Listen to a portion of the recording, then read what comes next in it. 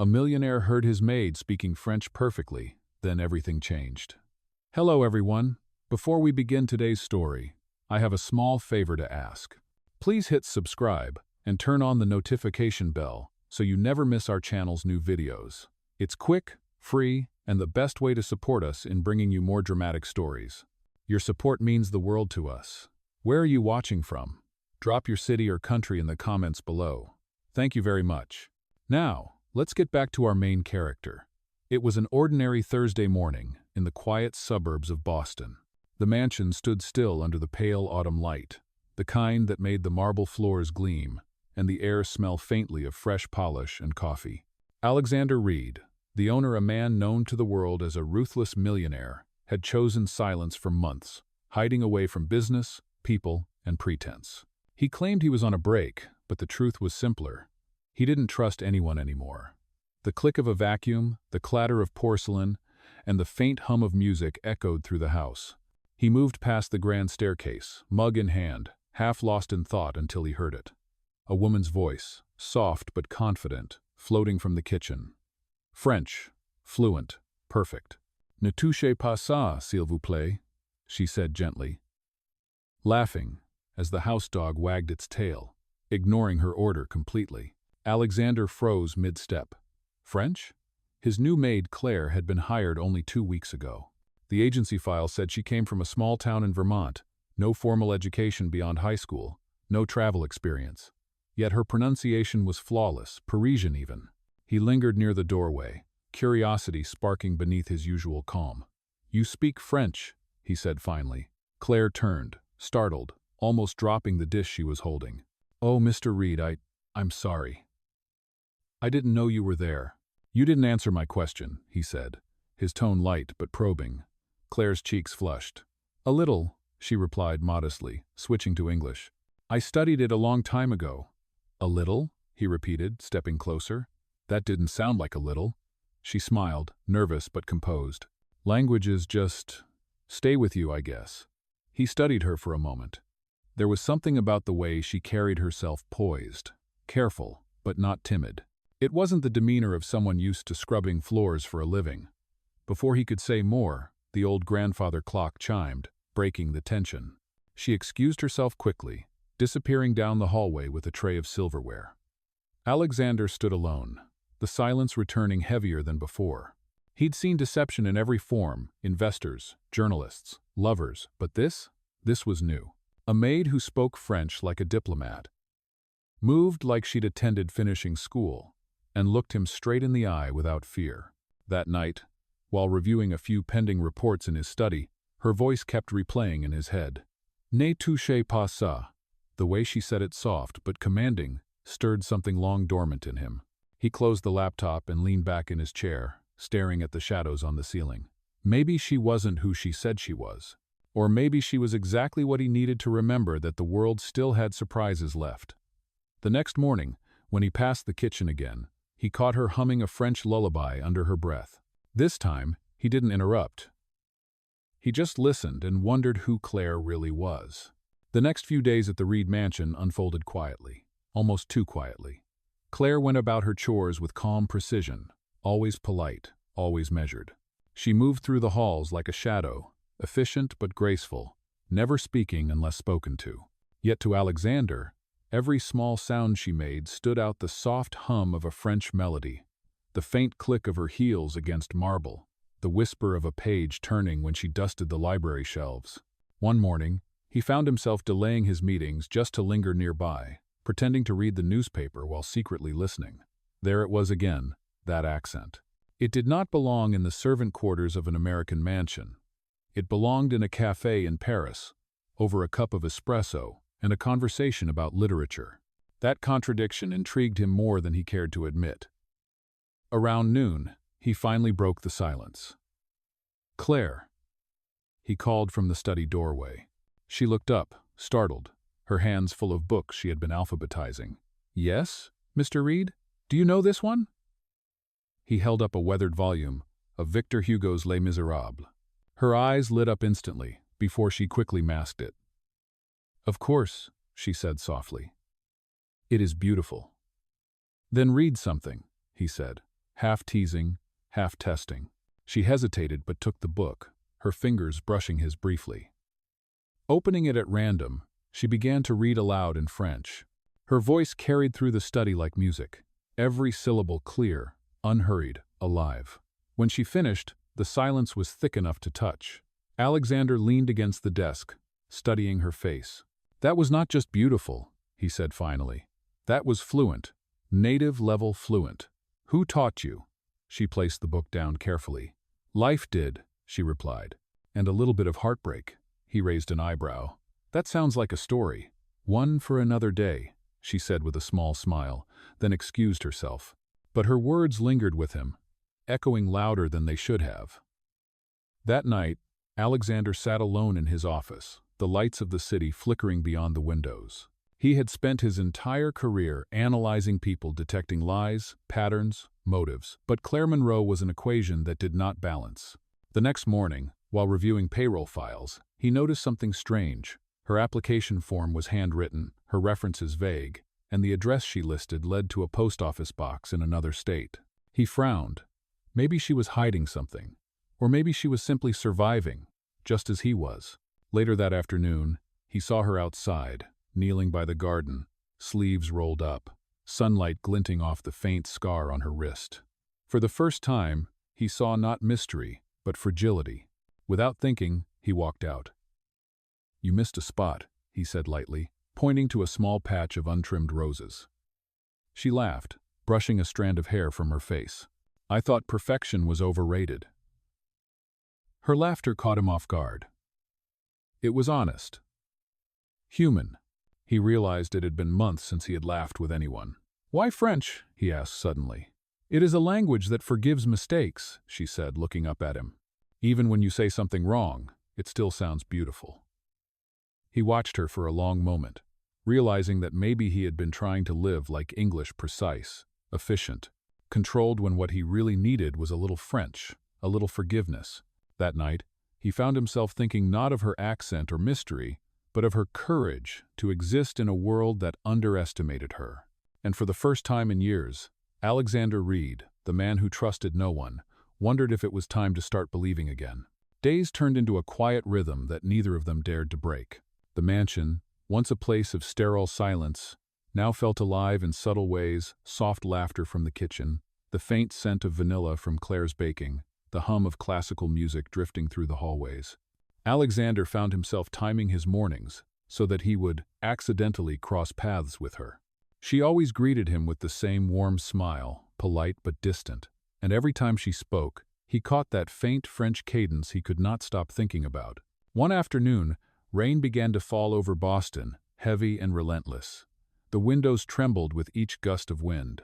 Alexander was supposed to attend a video meeting with his board of directors, but instead he walked to the conservatory where he had last seen Claire watering the plants. She was there, standing barefoot on the marble floor, closing the skylight as droplets leaked through. "You should not be here, Mr. Reed," she said softly without turning around. "It is leaking and the floor is slippery. And yet here you are," he said. She smiled faintly, glancing back at him. "Someone has to keep the plants alive." He leaned against the doorway, watching her hands move gently over the leaves. "You seem to care about things that are easy to ignore." "Maybe because I know how it feels to be ignored," she replied quietly. The words hit him deeper than he expected.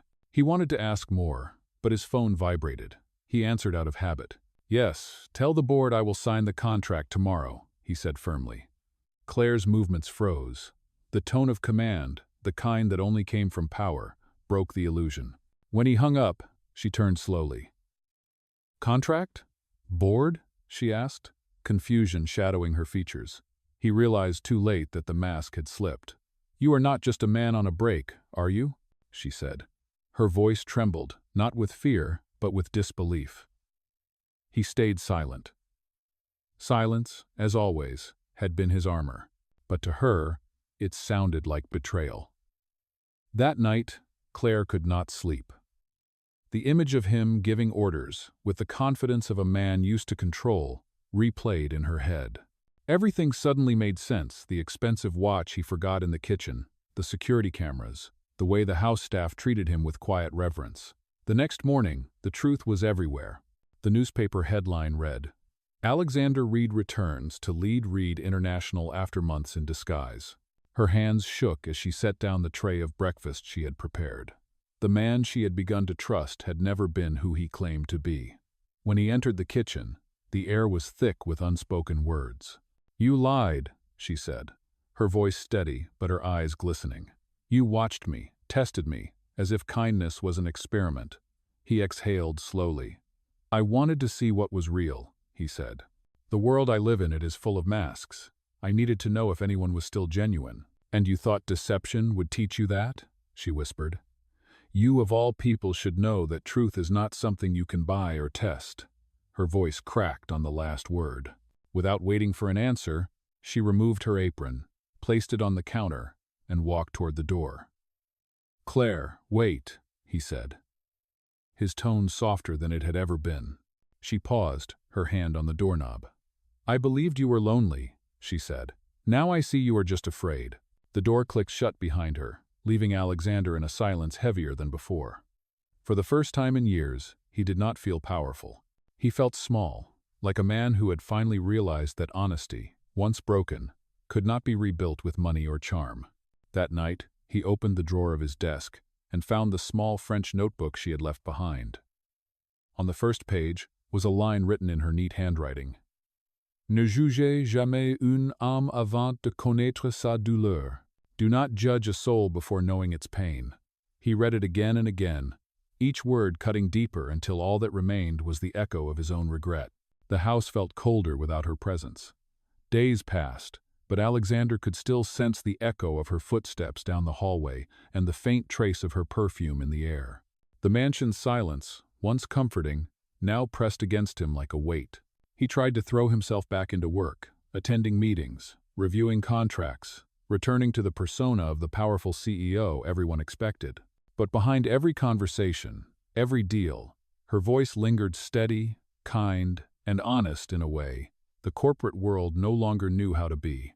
One evening, as he sat in his office overlooking the Boston skyline, he opened her small French notebook again.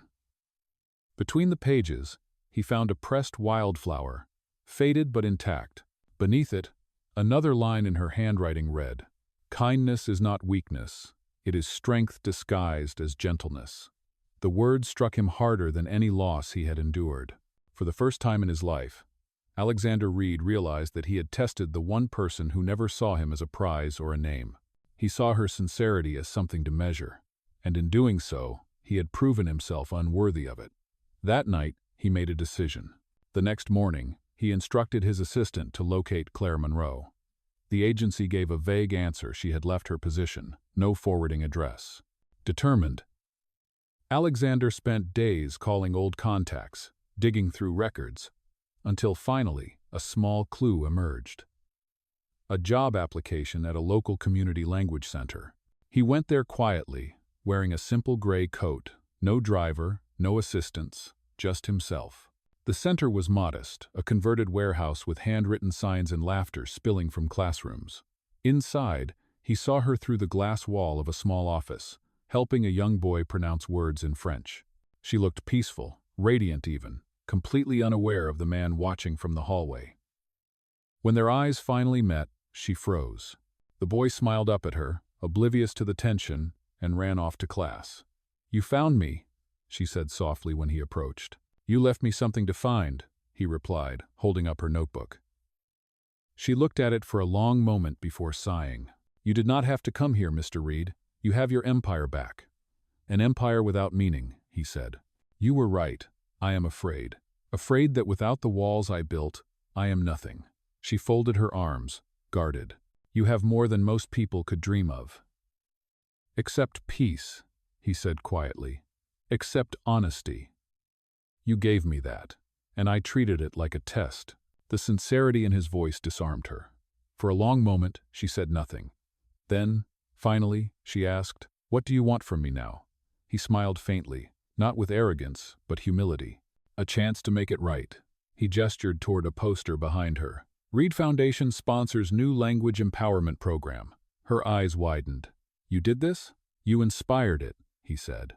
I wanted to build something real: classes for immigrants, scholarships, translators, jobs for those who deserve a voice. Like you once said, words have power, especially when used with kindness. She stared at him, struggling between forgiveness and caution. You cannot buy redemption, Alexander. I am not trying to buy it, he said. I am trying to live it. Silence hung between them, fragile but filled with possibility. She looked down at the notebook in his hand, the same one that had once carried her dreams. You kept it all this time? Every page, he said softly. Every word reminded me who I used to be before I forgot what mattered. Her eyes glistened, but her voice remained calm. Then show me, not with words, but with consistency. He nodded, understanding. Then let me start by helping here, he said. Not as a CEO, but as a volunteer. She hesitated, then gave a small nod. We always need someone to paint the classrooms. For the first time in months, he laughed genuinely. It was the beginning of something neither of them expected. Not forgiveness yet, but the fragile, hopeful start of it. Over the following weeks, Alexander kept his word. Every morning he arrived at the Community Language Center before anyone else, rolling paint onto the cracked walls, fixing broken chairs, cleaning classrooms long after the students had gone home. No assistants, no headlines, no reporters, just a man rediscovering humility one act at a time. Claire watched from a distance at first, cautious but curious. She expected him to give up after a few days, yet he kept coming, even when his expensive shoes were covered in dust and his tailored shirts ruined by paint stains. One evening, as the sun dipped behind the skyline, she found him in the hallway trying to fix a flickering light bulb. You missed a spot, she teased gently. He turned, startled, then smiled. I thought perfection was overrated, he said, echoing her own words from weeks ago. The unexpected callback made her laugh, soft and genuine. You remember everything, do you not? Only the parts that matter, he replied. For a long moment they simply stood there, the dim light casting soft shadows across their faces. Claire realized that the man standing before her no longer carried the arrogance of power. He carried the quiet weight of someone trying to be better. Over time, they began to work side by side, teaching classes together when volunteers were short. His accent was terrible, but the children adored him. He would mispronounce French words on purpose just to make them laugh. And even Claire could not resist smiling when she caught him trying to sound poetic. You are improving, she said one afternoon after class. That is not true, he admitted, chuckling. But I am learning to listen. Her gaze softened. That is a start. One rainy Saturday, the center held an open community event. Dozens of people came: families, children, immigrants, teachers, and for the first time, Claire saw Alexander not as the millionaire from headlines, but as a man serving coffee, carrying boxes, laughing with people who had nothing to offer him but gratitude. When the event ended, he stood near the entrance, drenched from helping move supplies through the rain. Why are you doing all this? She asked, handing him a towel. Because it feels honest, he said simply. For years, I built towers of glass and steel, but nothing ever reflected me. Here, when I sweep a floor or carry a chair, I see myself clearly. She looked at him, really looked, and saw that he meant it. That night, after everyone had gone, she returned to her small office to find a single sheet of paper on her desk. It was written in his handwriting, simple, neat, and sincere. It said, Je ne veux plus te tester, je veux apprendre à te mériter. Underneath, he had translated it for her. I no longer want to test you. I want to learn how to deserve you. Claire's breath caught as she read it. For the first time since leaving his mansion, her heart did not ache with anger. It ached with possibility. She walked outside, finding him in the courtyard, looking up at the stars as rain dripped from the edges of his coat. Alexander, she called softly. He turned, surprised to see her holding the letter. You did not have to write this, she said. I had to, he answered. I needed you to know that this is not guilt. It is gratitude. She hesitated, then stepped closer, the rain whispering around them. Then show me, one day at a time. He nodded. I will. The night was cold, but neither of them felt it. Somewhere between forgiveness and love, something new had begun to bloom quietly, sincerely. in the same language that had brought them together in the first place. Winter came early that year, painting the streets of Boston in silver and white. At the Community Language Center, Christmas decorations hung unevenly along the walls, and laughter filled the rooms as volunteers prepared for the annual charity gala. For the first time, Claire felt truly at home again. She had rebuilt her confidence, her independence, and a quiet sense of purpose. Yet every day, Alexander was there too, working beside her. Not as the CEO everyone once feared, but as a man who had learned to listen, to care, and to show up without expecting anything in return. They had become friends again, though something deeper lingered beneath their conversations. One evening, after everyone left, Claire stayed behind to finish decorating the small tree in the lobby. She was reaching for the star topper when she heard footsteps. "Need help?" Alexander's voice came from behind her. He took the star from her hand and placed it gently atop the tree. The lights flickered to life, bathing them both in a warm golden glow. "Perfect," she whispered. He smiled, his gaze soft. "No, you are." The words hung between them, fragile and real. She looked away, pretending to adjust the ornaments, but her heart raced. "You should not say things like that," she murmured. "Why not?" he asked quietly. "Because they make it harder to keep my distance." He nodded slowly, understanding. "Then maybe I should stop talking and start proving." Days later, the night of the charity gala arrived. The event was being held in a renovated art hall downtown, sponsored by Reed Foundation, but organized entirely by the volunteers. Claire wore a simple navy dress, elegant yet modest, while Alexander, in his dark suit, blended effortlessly among donors and guests. Yet he was not the man on stage. He stayed in the background, letting the center's teachers and students shine. During the speeches, the host announced a surprise. "Tonight, we honor a special project, the Language Empowerment Initiative, which began with one woman's kindness and one man's decision to change." A hush fell over the room as a large screen displayed photos of the center's journey, the old cracked walls, the volunteers, and finally a candid image of Claire teaching a child to write in French. Tears welled in her eyes. "This," the host continued, "was made possible by Mr. Alexander Reed, who chose humility over headlines. But it began with Miss Claire Monroe, whose compassion reminded us all that words, when spoken with love, can rebuild lives." The audience erupted in applause. Claire turned to look at Alexander, who stood quietly in the back, his eyes glistening. When the applause died down, she walked toward him through the crowd. "You did this," she said, her voice trembling. "We did this," he corrected softly. Together. They stepped outside to the quiet winter air, snow falling gently over the city. "You know," she said with a small smile, "a few months ago, I thought I would never forgive you." "I know," he said, "and I thought I would never deserve it." She looked at him, the snowflakes catching in her hair. "Maybe forgiveness is not something you earn," she whispered. "Maybe it is something you grow into." For a moment, they simply stood there in silence, the world slowing around them. Then he reached into his coat pocket and pulled out a small velvet box. Inside was a silver pendant engraved with her favorite phrase, "Ne jugez jamais une âme avant de connaître sa douleur." She gasped softly, tracing the words with her fingers. "It is beautiful. It is yours," he said, "because you taught me what those words truly mean." Her eyes filled with tears as she closed the box gently. "You did not have to do this." "I wanted to," he said. "It is not a gift, it is a promise." The snow continued to fall, soft and steady, as if the world itself was giving them permission to begin again. And for the first time, Claire did not walk away. In the weeks following the gala, life seemed to settle into a peaceful rhythm once again.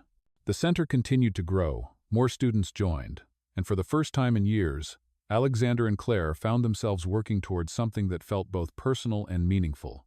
But peace rarely lasts forever. One crisp January morning, while Claire was teaching a beginner French class, a young man in an expensive suit arrived at the door. He handed her an envelope with the Reed International seal. "It is urgent," he said before leaving. Confused, she opened it. Inside was a formal document, a notice that the company board was planning to sell the community center's property to developers.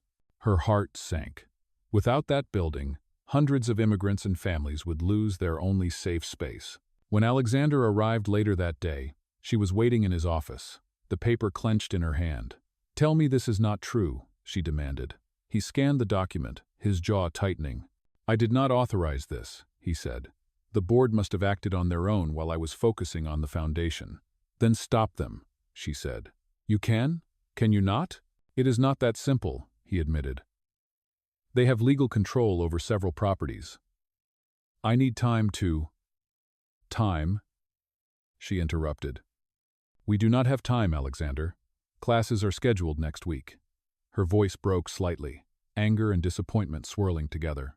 "I thought this place meant something to you." "It does," he said firmly. "More than you know. But I have to do this the right way." She shook her head.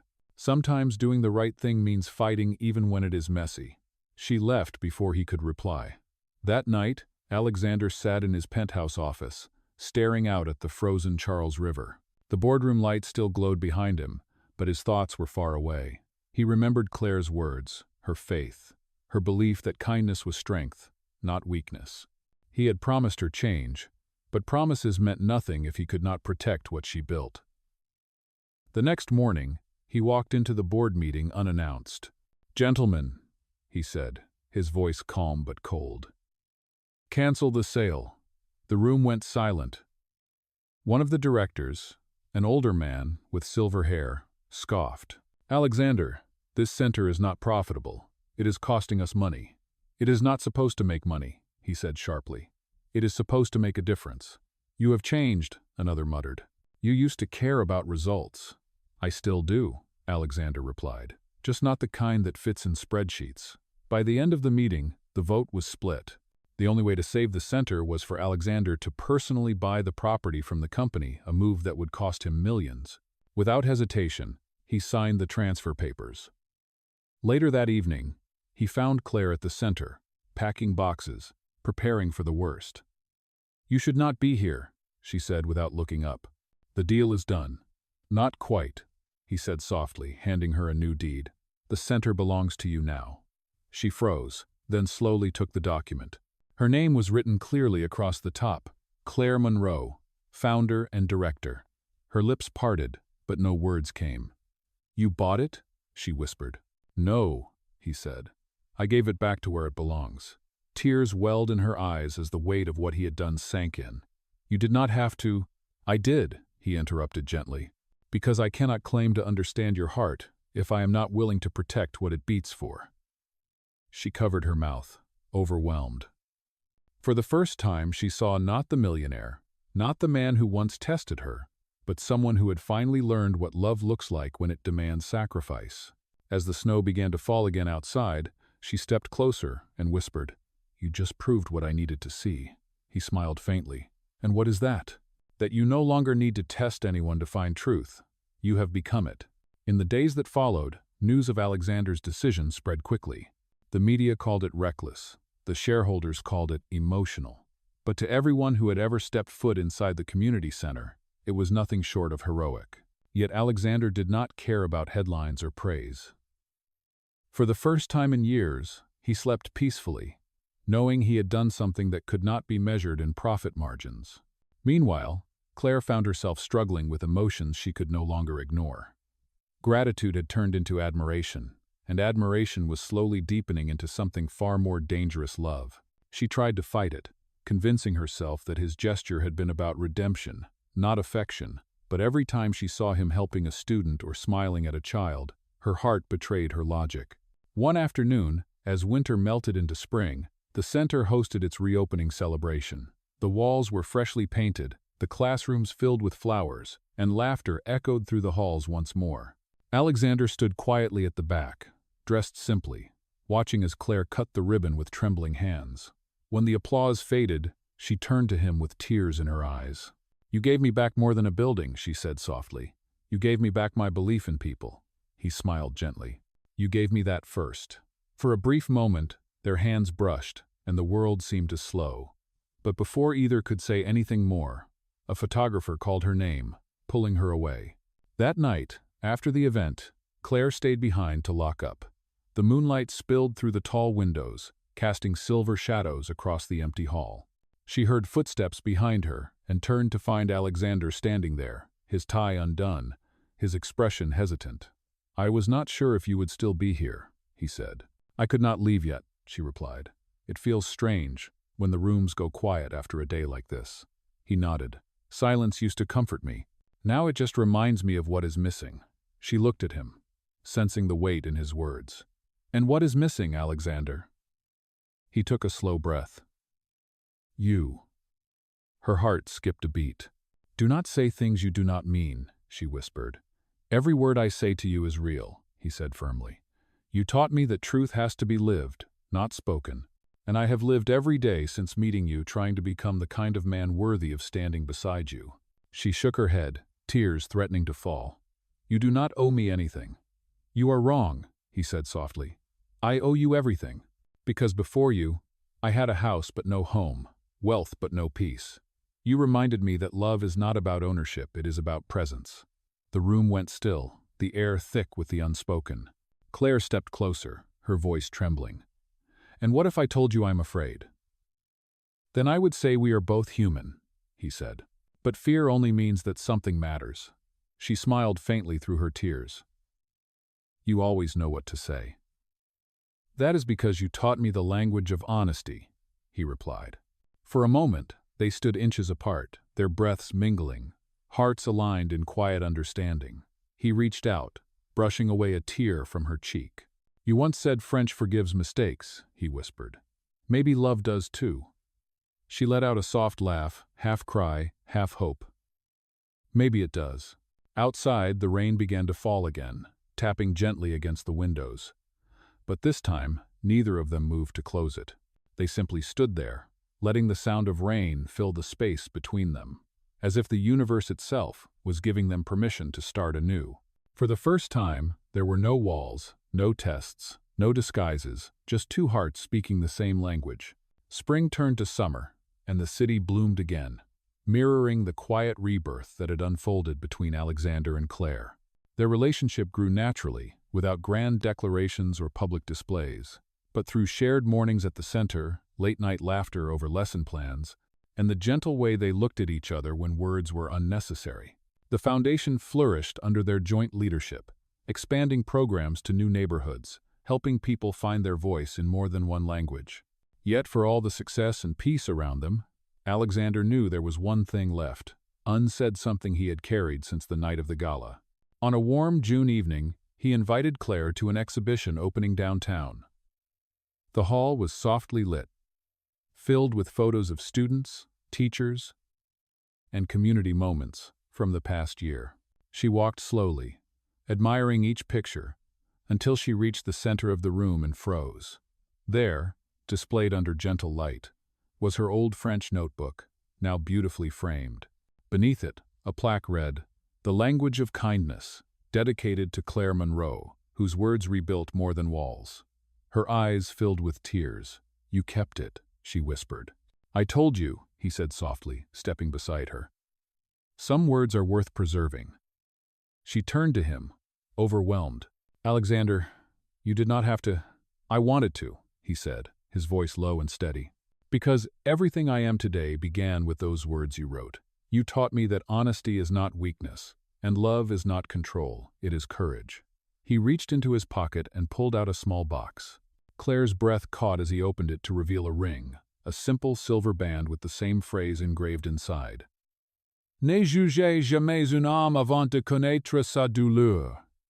She stared at it, her heart pounding. "You do not have to do this," she said, trembling.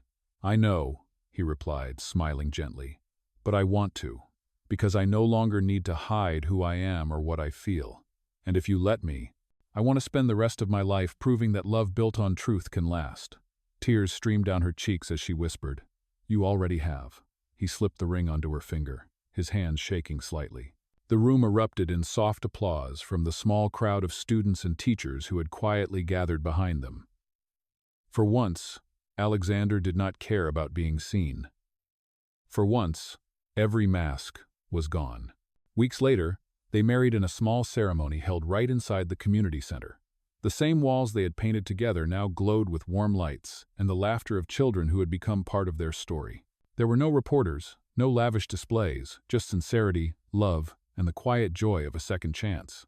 During the vows, Alexander looked into her eyes and said, "You once told me that French forgives mistakes, so if I ever falter, let our love do the same."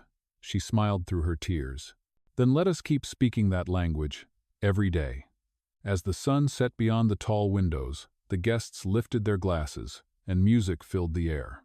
The millionaire who had once tested love had learned its truest form, not power, not perfection, but partnership. And the woman who had entered his house as a maid had become his equal, his compass, and his home. Outside, the city lights shimmered across the river, reflecting a truth that both of them now knew by heart: when love is built on honesty, it does not need to be spoken loudly. It simply endures. Their story began with a misunderstanding, a test of truth, but ended with the quiet promise that no matter where life took them next, they would always understand each other in the same language, the language of love and kindness.